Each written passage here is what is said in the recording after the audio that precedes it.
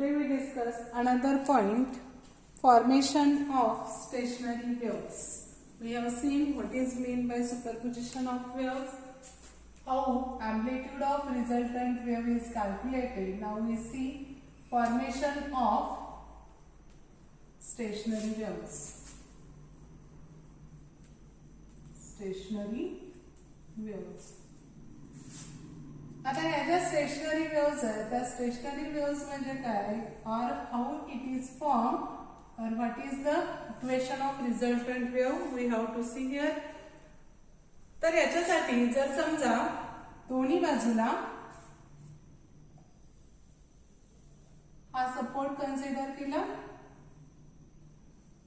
आणि याच्यामध्ये ही string attach केली, दोन्ही बाजूला हा रिजिड सपोर्ट आहे आणि ही स्ट्रिंग दोन्ही बाजूनी जर फिक्स केलेली असेल आणि जर आपण ही स्ट्रिंग मध्ये जर थोडीशी ओढली आणि सोडली, इथे काय केली, थोडीशी प्लग केली आणि जर रिलीज केली तर याच्यावरती दोन वेव्ह प्रोड्यूस होतात. म्हणजेच समजा इकडून ही वेव्ह निघाली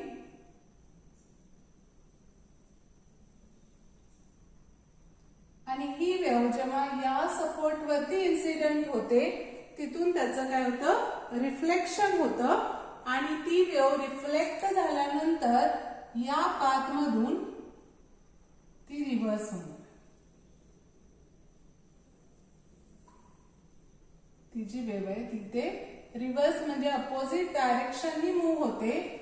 अगोदरच्या डायरेक्शनच्या अपोजिट म्हणजेच ही इन्सिडेंट वेव्ह असेल आणि ही रिफ्लेक्टेड वेव्ह असेल. म्हणजे याची डायरेक्शन इकडे असणार आहे आणि या वेव्हची डायरेक्शन याच्या अपोजिट असेल. म्हणजे या डायरेक्शननी ती वेव्ह काय होते, मूव्ह होते. म्हणजेच इथे काय झालं, तर एक इन्सिडेंट वेव्ह आणि एक रिफ्लेक्टेड वेव्ह या दोन्हीचं सुपरपोजिशन झालं. या दोन्हीचं काय झालं, इथं सुपरपोजिशन झालं. आणि ज्यावेळी अशा दोन वेव्ह आपण कन्सिडर करतो ज्याचं अँप्लिट्यूड अँड फ्रिक्वेन्सी सेम असेल, frequency and amplitude is same, त्या दोन वेव्हचं अँप्लिट्यूड आणि फ्रिक्वेन्सी हे काय असणार आहे, ते सारखे असतील आणि त्या दोन वेव्ह जर अपोजिट डायरेक्शननी मूव्ह होत असतील, अपोजिट डायरेक्शननी मूव्ह होत असतील आणि त्यांचं सुपरपोजिशन झाल्यानंतर जी वेव्ह प्रोड्यूस होते it is known as stationary wave.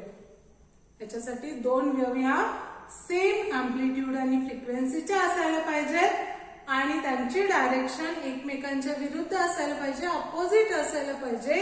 And when this two waves interfere with each other then there is formation of stationary waves. आणि इथं हा जो पॅटर्न तयार होतो याला म्हणतात loop.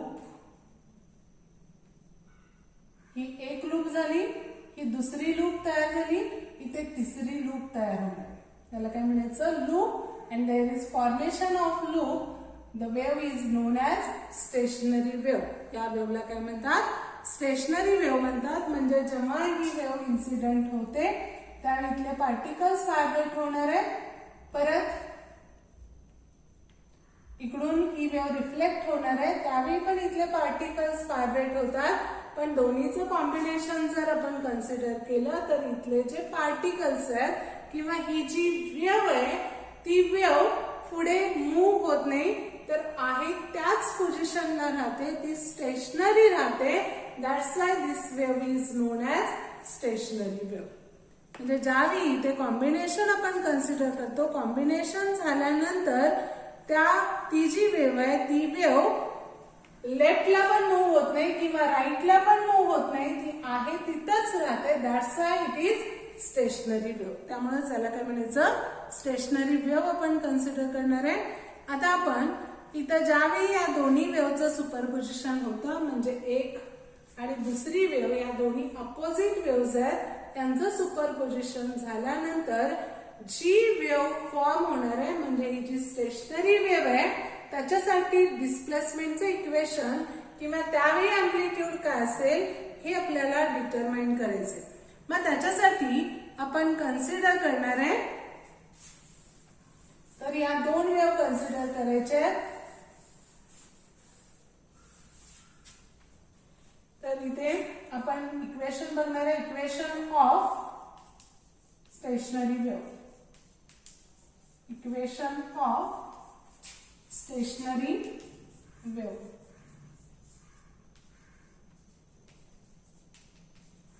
Equation of stationary wave. तर त्याच्यासाठी आपण दोन simple harmonic progressive waves consider करणार आहे, travelling in opposite direction with each other and propagating on a uniform string. इथे जर एक स्ट्रिंग घेतली आणि त्याच्यावरती या दोन वेव्ह आपण कन्सिडर करणार आहे. तर एका वेव्ह साठी जर इक्वेशन आहे, इथे वेव्ह कशा घेतो आपण, simple harmonic progressive waves. Simple harmonic progressive waves.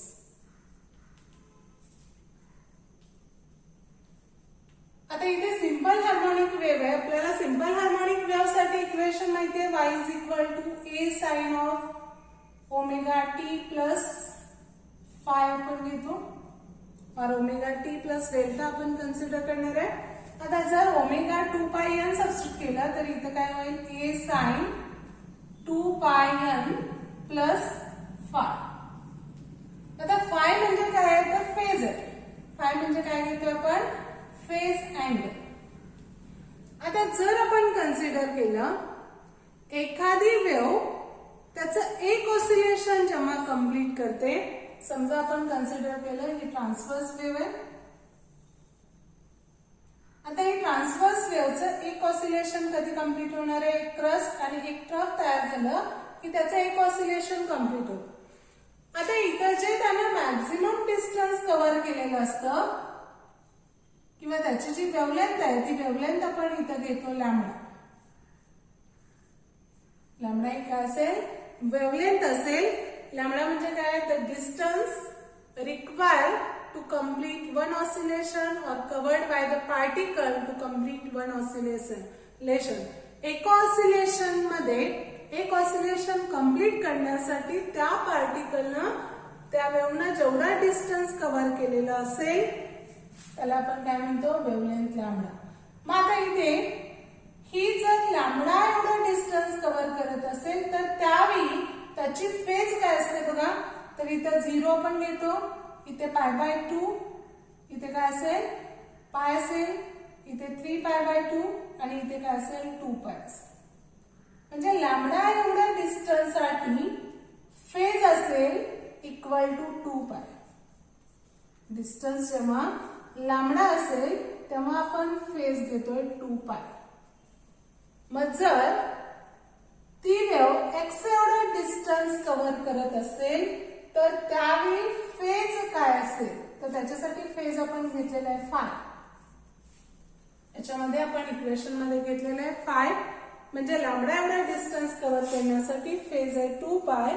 मग x डिस्टन्स कव्हर करण्यासाठी जी फेज असेल ती आपल्याला इथे डिटरमाइन करायची.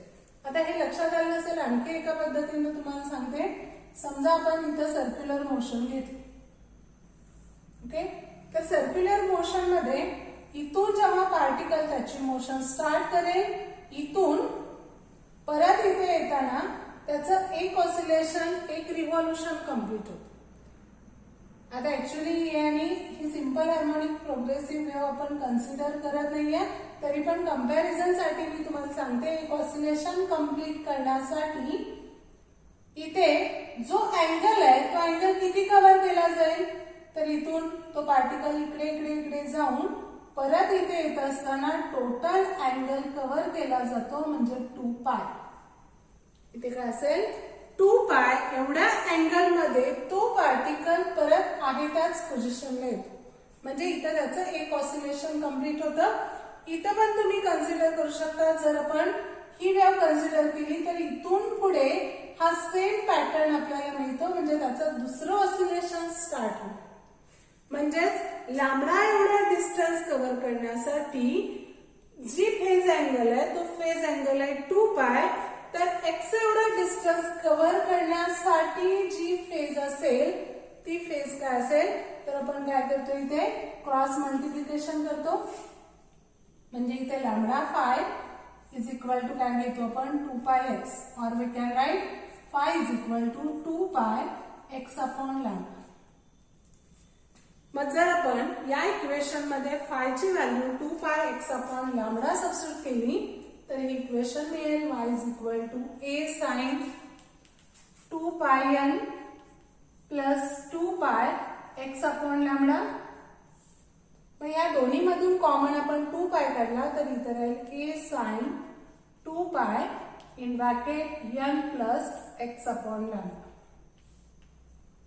y is equal to equation मिळेल a sin 2 pi n plus x upon lambda. आता हे सगळं आपण कशासाठी बघितलेलं आहे कारण इथं जे तुम्हाला डायरेक्टली बुक मध्ये इक्वेशन दिलेलं आहे ते इक्वेशन आहे y is equal to a sin 2 pi n plus x upon lambda. मग हे इक्वेशन कसं येतं तर आपण ही वेव्ह कन्सिडर करत असताना सिंपल हार्मोनिक प्रोग्रेसिव्ह वेव्ह घेतोय आणि सिंपल हार्मोनिक मोशन साठीच हे इक्वेशन आहे आणि त्याच्यावरून हे इक्वेशन तुम्हाला मिळतं म्हणजे y is equal to a sin 2 pi n plus x upon nt आहे ना 2 pi nt plus x upon lambda. तर त्याच्यासाठी मी एवढं एक्सप्लेन केलेलं आहे. तुम्हाला हे सगळं नाही तरी हे इक्वेशन डायरेक्टली तुम्ही लक्षात ठेवू शकता. तर इथं ज्या दोन सिंपल हार्मोनिक प्रोग्रेसिव्ह वेव्हज आपण कन्सिडर केलेल्या आहेत आता त्याच्यासाठी जे आता आपण काढलेलं इक्वेशन आहे त्याच्यावरून आपण इथे इक्वेशन लिहिणार आहे. आता लिहिताना अँप्लिट्यूड आणि त्याची जी फ्रिक्वेन्सी आहे ती सारखी आहे त्यामुळे एका वेव्ह साठी इक्वेशन येणार y1 is equal to a sin 2 pi in bracket nt plus x upon lambda. This is equation 1. 2 pi nt plus x upon lambda. आता दुसऱ्या वेव्ह साठी इक्वेशन येईल y2 is equal to. आता दुसरी wave कशी आहे तर याच्या अपोजिटला आहे. याच्या अपोजिटला असेल तरी अँप्लिट्यूड सारखंच आहे त्याची फ्रिक्वेन्सी सारखीच आहे त्याला लागणारा जो टाइम आहे तो पण आपण सारखाच घेतोय फक्त अपोजिट असल्यामुळे या प्लसच्या ऐवजी मायनस एक्स येणार त्यामुळे minus x upon lambda. This is equation 2. मग आता दोन वेव्ह ज्या सुपर इम्पोज होतात त्याचे इक्वेशन आपल्याला मिळाले y1 आणि y2. Now we know according to principle of superposition of wave y is equal to y1 plus y2. y is equal to काय असेल y1 प्लस y2 असेल. मग आता हे इक्वेशन याच्यामध्ये सबस्टिट्यूट करूया. इथं मिळेल a sin 2 pi in bracket nt plus x upon lambda. इथे प्लस y2 ची व्हॅल्यू सबस्टिट्यूट करायचे a sin 2 pi nt minus x upon lambda. आता परत इथे sine of a plus b sine of a minus b याचे formula आपण use करणार आहे. याच्यामधून कॉमन निघेल a ब्रॅकेट मध्ये राहील. आता sine of a plus b म्हणजे साइन थीटा कॉस थीटा म्हणजे sine 2 pi nt sign 2 pi nt इथे येणार cos 2 pi x upon lambda. आता इथे 2 पाय nt कारण 2 पाय ने मल्टिप्लाय करून a ची व्हॅल्यू 2 पाय nt होणार आहे आणि इथे 2 पाय ने मल्टिप्लाय केलं तर b ची व्हॅल्यू होणार आहे 2 पाय x अपॉन लॅम्बडा. त्यामुळे sign 2 pi nt cos 2 pi x upon lambda plus cos 2 pi nt sign 2 pi x upon lambda. हे वरच्या इक्वेशन साठी आपल्याला कॉम्बिनेशन मिळेल त्याचं एक्सपान्शन मिळेल sine of a plus b म्हणजे sine a cos b plus cos a sine b. आता त्याच्यानंतर आपण याच्यासाठी लिहिणार आहे म्हणजे sine 2 pi nt minus x upon lambda याच्यासाठी एक्सपांड करत असताना आपल्याला काय मिळेल साइन कॉस मायनस त्याचे कॉस साइन. इथे प्लस होतं त्यामुळे आपण प्लस घेतलं. आता काय येणार आहे minus sorry plus sign 2 pi nt cos 2 pi x upon lambda minus cos 2 pi nt sign 2 pi x upon lambda. म्हणजे जे दुसरं इक्वेशन आहे त्याच्यासाठी आपण एक्सपान्शन घेतलंय 2 pi nt minus x upon lambda म्हणजे sine 2 pi nt cos 2 pi x upon lambda minus cos 2 pi nt sign 2 pi x upon lambda. आता हे दोन्ही सेम आहेत त्यामुळे कॅन्सल होतील हे आणि हे कॅन्सल झालं पूर्ण टर्म. तर इथे काय राहणार आहे sign 2 pi nt cos 2 pi x upon lambda plus sign 2 pi nt cos 2 pi x upon lambda. मग आपण काय करणार आहे या दोन्हीचं कॉम्बिनेशन घेणार आहे म्हणजेच इथे काय येणार आहे plus 2 sign 2 pi nt cos 2 pi x upon lambda म्हणजेच y ची जी व्हॅल्यू आहे ती आपल्याला मिळेल y is equal to 2a. इथे बघा हे 2 मी अगोदर लिहिलेलं आहे 2a आणि हे राहिलेलं sign 2 pi nt sign 2 pi nt cos 2 pi x upon lambda आणि बाकीच्या टर्म इथं काय झालेलं आहे कॅन्सल झालेलं आहे. आता याच्यामध्ये परत आपण काय करणार आहे हे जे 2a आणि cos 2 pi x upon lambda आहे त्याच्यासाठी कॅपिटल A सबस्टिट्यूट करूया. a is equal to 2a cos 2 pi x upon lambda. काय केलं आपण capital A is equal to 2a cos 2 pi x upon lambda घेतलं तर हे इक्वेशन काय होणार आहे y is equal to a sin 2 pi nt or y is equal to a sin omega t. y is equal to a sin omega t. This is the equation of stationary wave. हे जे equation आहे ते stationery वेव्हचं equation असेल. हे कशावरून आपल्याला मिळालं when two simple harmonic progressive waves traveling on same string in opposite direction which form stationary wave. That's why y is equal to a sin omega t represent equation of simple harmonic progressive wave. Here the frequency remains same as the frequency of individual waves. ज्या वेगवेगळ्या waves आहेत त्याची जी frequency असेल तीच stationery वेव्हची frequency असेल but amplitude is different and this amplitude is given by this formula a is equal to 2a cos 2 pi x upon lambda. तर इथं 2a cos 2 pi x upon lambda याच्यावरून amplitudeची value आपल्याला determine करता येते. आणि जर आपण हे ऑब्झर्व केलं y is equal to a sin omega t. आता इथे बघा x ही टर्म होती दोन्ही मध्ये पण ज्यावेळी आपण रिझल्टंट वेव्ह बघतो तेव्हा रिझल्टंट वेव्ह मध्ये ही डिस्प्लेसमेंट ही टर्म प्रेझेंट नसते म्हणजेच त्या वेव्हचं डिस्प्लेसमेंट होत नाही ती स्टेशनरी राहते. That's why this wave is known as stationary wave. Now we have to define this wave. That is definition of stationary wave is that when two identical waves, आता identical म्हणजे having same frequency, same amplitude. When two identical waves traveling along the same path in opposite direction interfere with each other forming loops. ते loops form होतात ज्यावेळी त्यांचा interference होतो superposition होतं.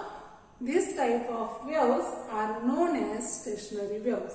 When two identical waves travelling along the same path in opposite direction interfere with each other forming loops the wave is called stationary wave. त्या वेव्हला काय म्हणतात स्टेशनरी वेव्ह असं कन्सिडर केलं जातं. तर हे दोन अपोजिट डायरेक्शन मध्ये वेव्ह असल्यामुळे हे दोन इक्वेशन घ्यायचे. त्यांचं कॉम्बिनेशन म्हणजे सुपरपोजिशन प्रिन्सिपल यूज करून y is equal to y1 plus y2 घ्यायचे. Then we get this equation y is equal to a sin omega t. The amplitude is given by this formula is equal to 2a 2 pi x upon lambda. तर हे जे अँप्लिट्यूडचा formula आहे तो competitive exam साठी लक्षात ठेवायचा आहे. काही वेळेला तुम्हाला दोन इक्वेशन्स दिले जातात आणि रिझल्टंट वेळेचा अँप्लिट्यूड विचारलं जाईल त्यावेळी तो formula is equal to 2a cos 2 pi x upon lambda हा फॉर्म्युला तुम्हाला लक्षात असायला पाहिजे. आता इथं हे रिझल्टंट इक्वेशन काढलं. आता मगाशी मी स्टेशनरी वेव्हची डायग्राम काढलेली होती.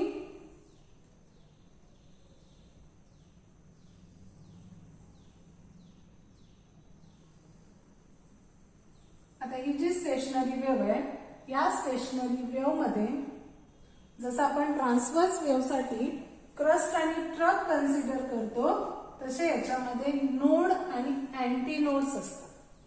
आता हा जो पॉइंट आहे दिस वन आणि हा दिस इज नोन ॲज नोड. याला काय म्हणायचं नोड. आणि इथे हे जे पॉइंट्स आहेत दीज आर अँटी नोड्स. याला काय म्हणायचं इथे अँटी नोड्स म्हणायचे. आणि हे जे मिडलचे इथे पॉइंट जे आहेत त्याला काय म्हणायचं नोड म्हणायचं. मग आता आपल्याला नोड आणि अँटी नोड याच्या डेफिनेशन्स बघायचे आहेत किंवा नोड्स कुठे प्रोड्यूस होतात अँटी नोड कुठे प्रोड्यूस होतात त्याचे फॉर्म्युले त्याच्यासाठी इक्वेशन्स आपल्याला डिटरमाइन करायचे. तर जे नोड्स आहेत त्या नोडच्या ठिकाणी डिस्प्लेसमेंट जे आहे त्या पॉइंटचं त्या पार्टिकल्सचं ते काय असेल मिनिमम असेल. म्हणजे ज्या पॉइंटच्या ठिकाणी डिस्प्लेसमेंट हे मिनिमम असतं or we consider it is equal to 0 or if amplitude is 0 then the points are nodes. तर सुरुवातीला आपण नोड्स बघणार आहे. तर याला आपण नोड्स म्हणतो. तर या ठिकाणी या वेव्हचं जे अँप्लिट्यूड आहे ते अँप्लिट्यूड काय असेल इथे 0 असेल किंवा त्याचं डिस्प्लेसमेंट हे काय असेल तिथे मिनिमम असेल. मग जर अँप्लिट्यूड 0 असेल the points at which amplitude is 0 or it is minimum the points are known as nodes. त्याला आपण काय म्हणतो नोड्स म्हणतो. मग आता आपल्याला अँप्लिट्यूड साठी फॉर्म्युला माहिती आहे is equal to 2a cos 2 pi x upon lambda. आता इथे आपण नोड्सच्या ठिकाणी काय कन्सिडर केलेलं आहे अँप्लिट्यूड इज 0 अँप्लिट्यूड असेल तर याच्यावरून आपण 2a cos 2 pi x upon lambda is equal to काय घेणार आहे 0 घेणार आहे. Or we can write cos 2 pi x upon lambda is equal to 0. आता कॉसच्या किती अँगलला व्हॅल्यूज ह्या 0 असतात. तर जर π/2 म्हणजे हा जो अँगल आहे त्याच्या इक्वल टू cos π/2 असेल तर 0 3 π/2 ला 0 5 π/2 ला व्हॅल्यू ही 0 असते. That's why we can write here 2 pi x upon lambda equal to π/2 3 π/2 5 π/2 etcetera. म्हणजे या अँगलला कॉसची व्हॅल्यू ही काय असते 0 असते. मग जर आपण इथे सुरुवातीला π/2 कन्सिडर केलं म्हणजे 2 pi x upon lambda is equal to π/2 असेल तर दाखवते मी 2 pi x upon lambda is equal to पहिल्यांदा आपण घेतोय इक्वल टू π/2. तर इथे पाय कॅन्सल होईल. आता हे जे डिस्टन्स आहे x इक्वल टू काय असेल मग हे लॅम्बडा इकडे जाईल लॅम्बडा आणि 2 इकडे डिवाइड होईल म्हणजे काय येणार आहे λ/4. म्हणजे x is equal to value आपल्याला मिळेल λ/4. आता परत 3 π/2 घेतलं तर इथं 3 ने मल्टिप्लाय होणार म्हणजे 3 λ/4 येईल. 5 π/2 घेतलं तर काय होणार 5 λ/4. म्हणजे जर 2 pi x upon lambda equal to π/2 3 π/2 5 π/2 असेल then we can write here x is equal to λ/4 3 lambda by 4, 5 lambda by 4 etc. Or dot. आता इथे ज्यावेळी डिस्टन्स लॅम्बडा बाय 4 असेल, 3 लॅम्बडा बाय 4 असेल, 5 लॅम्बडा बाय 4 असेल तर त्या ठिकाणी नोड्स प्रोड्यूस होतात. म्हणजे समजा फॉर एक्झाम्पल आपण इथे घेतलं लॅम्बडा बाय 4, इथे येणार 3 लॅम्बडा बाय 4 और हियर 5 लॅम्बडा बाय 4. या ठिकाणी काय होणार आहे, नोड्स प्रोड्यूस होतील. पुढे 7 लॅम्बडा बाय 4 असेल, 9 लॅम्बडा बाय 4 असेल, या ठिकाणी या नोड्स प्रोड्यूस होणार. मग जर लॅम्बडा बाय 4 3 नंतर 3 लॅम्बडा बाय 4 ला जर नोड्स प्रोड्यूस होत असतील, then what is the distance between nodes. या दोन नोड मधलं जे डिस्टन्स आहे ते डिस्टन्स जर आपल्याला काढायचं असेल तर आपण काय करू शकतो इथं, तर हे जे सक्सेसिव्ह नोड्स आहेत, इथे पहिला नोड असेल, हा दुसरा नोड असेल, हा तिसरा नोड असेल, तर या दोन्ही मधलं डिफरन्स म्हणजेच नोड्स मधलं सक्सेसिव्ह नोड्स मधलं डिस्टन्स असेल. मग इथे याच्यामधला डिफरन्स काय आहे बघा, इथे 3 lambda by 4 minus lambda by 4 आहे, म्हणजे काय येणार 2 lambda by 4. 3 lambda by 4 minus lambda by 4 म्हणजेच आपल्याला मिळेल 2 lambda by 4 or is equal to lambda by 2. That's why distance between successive nodes, हे काय असतं लॅम्बडा बाय 2 असेल. दोन सक्सेसिव्ह नोड मधलं डिस्टन्स हे काय आलं इथे लॅम्बडा बाय 2. आता आपल्याला अँटी नोड्स बघायचे. आता अँटी नोड्स साठी समजा इथे आपण अँटी नोड्स कन्सिडर केलं. अँटी नोड्स, आता अँटी नोड्स म्हणजे कोणते पॉइंट आहेत याच्यामध्ये बघा, तर हा एक अँटी नोडल पॉइंट घेतो आपण इकडे किंवा इकडे पण कन्सिडर करू शकता. तर हे जे अँटी नोड्स आहेत या ठिकाणी अँप्लिट्यूड किंवा त्या वेव्हचं डिस्प्लेसमेंट हे मॅक्झिमम असेल. अँप्लिट्यूड हे काय असेल मॅक्झिमम असेल किंवा equal two plus minus 2a असेल.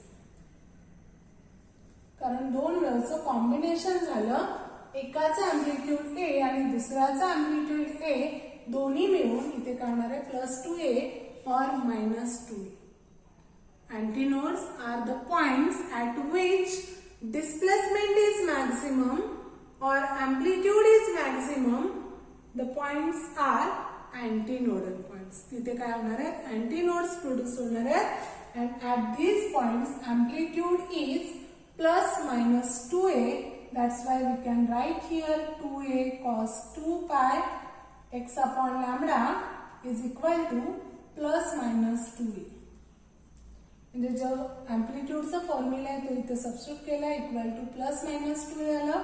आता 2a इकडे ट्रान्सफर केलं तर इथे राहणार cos 2 pi x upon lambda is equal to, हे 2a मी इकडे घेतलेलं आहे, इथे राहील plus minus 1. cos 2 pi x upon lambda is equal to काय येणार आहे प्लस मायनस 1 म्हणजेच 2 pi x upon lambda is equal to. आता cos 0 असेल तर व्हॅल्यू 1 असते, त्यानंतर cos पाय असेल तर व्हॅल्यू मायनस 1 असेल, त्याच्यानंतर 2 पाय असेल तर परत प्लस 1, 3 पाय असेल तर मायनस 1. या पद्धतीनं कॉसच्या या अँगल्सना value he plus or minus 1 असेल. म्हणजेच जे अँटी नोड्स आहेत त्या अँटी नोड्स कुठे प्रोड्यूस होणार आहे 0च्या ठिकाणी, पायच्या ठिकाणी, 2 पाय किंवा 3 पायच्या ठिकाणी. म्हणजे दोन सक्सेसिव्ह अँटीनोड्स या फेजला, या फेज अँगलला तयार होतात. मग जर आपण लॅम्बडाच्या फॉर्म मध्ये घेतलं तर इथे x इज इक्वल टू म्हणजे 2 pi x upon lambda equal to 0 घेतलं तर काय येणार 0. आता 2 पाय x अपॉन लॅम्बडा जर पाय घेतलं 2 pi x upon lambda is equal to pi असेल तर हे पाय पाय कॅन्सल होईल, x इज इक्वल टू काय येणार लॅम्बडा बाय 2 येईल. म्हणजे इथे दुसरा जो अँटीनोड आहे तो लॅम्बडा बाय 2 च्या ठिकाणी प्रोड्यूस होणार आहे जर आपण इथे 2 पाय घेतलं तर इथे 2 लॅम्बडा बाय 2 कॅन्सल होईल. त्याच्यानंतर काय येणार आहे, लॅम्बडा येईल. त्याच्यानंतर काय येईल, 3 सबस्टिट्यूट केलं तर 3 लॅम्बडा बाय 2 डॅश. म्हणजे इथं जे इक्वेशन्स आपल्याला मिळणार आहेत तर 0 lambda by 2 lambda 3 lambda by 2 या डिस्टन्स वरती अँटीनोड्स प्रोड्यूस होतील. मग जर या डिस्टन्सला अँटीनोड्स प्रोड्यूस होत असतील तर या दोन सक्सेसिव्ह अँटीनोड मधला डिस्टन्स म्हणजेच या दोन्ही मधला डिफरन्स घ्यावा लागेल. Means we get distance between अँटीनोड्स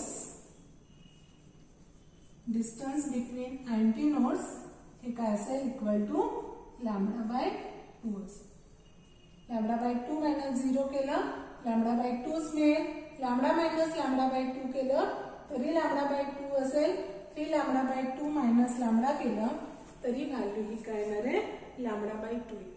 म्हणजे दोन सक्सेसिव्ह अँटीनोड्स असतील किंवा दोन सक्सेसिव्ह नोड्स असतील यांच्यामधलं जे डिस्टन्स आहे ते असतं नेहमी इक्वल टू लॅम्बडा बाय 2. तर हे पण तुम्हाला कॉम्पिटेटिव्ह एक्झाम मध्ये किंवा आपल्या बोर्डच्या एक्झाम मध्ये MCQ विचारलं जाईल. तर त्यावेळी तुम्हाला हे माहित असायला पाहिजे, distance between successive nodes or anti nodes it is lambda by 2. ते काय असेल, इथे लॅम्बडा बाय 2 असेल. तर हे डेरिव्हेशन पण इम्पॉर्टंट आहे, खूप वेळेला विचारलेलं आहे. आता आपल्याला नोड आणि अँटी नोड यांच्यामधलं जे डिस्टन्स आहे ते डिस्टन्स डिटरमाइन करायचे. तर मगाशी आपण बघितलं नोड्स किती डिस्टन्स वरती तयार होतात, x is equal to lambda by 4 असेल, 3 लॅम्बडा बाय 4 असेल किंवा 5 लॅम्बडा बाय 4 असेल. या ठिकाणी नोड्स प्रोड्यूस होतील आणि x is equal to 0 lambda by 2 lambda 3 lambda by 2 याच्यावरती अँटी नोड्स प्रोड्यूस होतात. आता हे जर दोन्ही कम्पेअर केलं किंवा दोन्ही एकत्र केलं तर x इज इक्वल टू पहिल्यांदा काय येणार 0, त्याच्यानंतर काय येईल लॅम्बडा बाय 4, त्याच्यानंतर येणार आहे लॅम्बडा बाय 2, त्याच्यानंतर येईल 3 लॅम्बडा बाय 4, त्याच्यानंतर काय येणार आहे लॅम्बडा. म्हणजे दोन्ही जर कंबाईन केले तर 0 आणि लॅम्बडा बाय 2 याच्यामध्ये काय येतं डिस्टन्स लॅम्बडा बाय 4.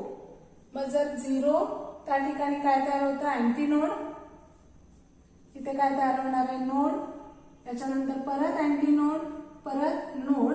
म्हणजेच ज्यावेळी स्टेशनरी वेव्हज प्रोड्यूस होतात तेव्हा तिथे सक्सेसिव्ह किंवा अल्टरनेट अँटी नोड आणि नोड प्रोड्यूस होतात. म्हणजे एकदा अँटी नोड प्रोड्यूस झाला तर नंतर नोड, नंतर अँटी नोड, नंतर नोड प्रोड्यूस होणार आहे. म्हणजे alternate nodes and antinodes are formed in case of stationary waves. Now we have to consider what is the distance between nodes and antinodes.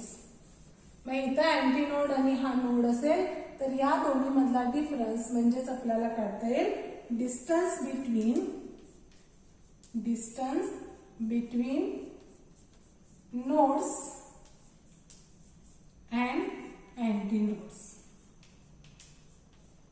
एक node आणि अँटी नोड याच्यामधला distance म्हणजे समजा इथे नोड असेल, हा अँटी नोड असेल तर हे डिस्टन्स आपल्याला डिटरमाइन करायचंय. त्याच्यासाठी याच्यामधला डिफरन्स घ्यावा लागेल आणि तो डिफरन्स काय तो lambda by 4. Lambda by 4 minus 0 lambda by 4 येणार आहे. Lambda by 2 minus lambda by 4 म्हणजेच लॅम्बडा बाय 4. म्हणजेच दोन सक्सेसिव्ह नोड आणि अँटी नोड याच्यामधला डिस्टन्स असेल लॅम्बडा बाय 4 आणि दोन सक्सेसिव्ह नोड्स मधला डिस्टन्स असेल लॅम्बडा बाय 2. दोन सक्सेसिव्ह अँटी नोड्स मधलं जे डिस्टन्स आहे ते असतं लॅम्बडा बाय 2. तर इथे हे डिस्टन्सेस जे आहेत ते लक्षात ठेवायचे आहेत. हे इक्वेशन पण इम्पॉर्टंट आहे, इक्वेशन ऑफ स्टेशनरी वेव्हज. त्याच्यासाठी दोन सिंपल हार्मोनिक प्रोग्रेसिव्ह वेव्हज घेऊन तुम्हाला रिझल्टंट वेव्हसाठी म्हणजे स्टेशनरी वेव्हसाठी इक्वेशन कॅल्क्युलेट करता येईल.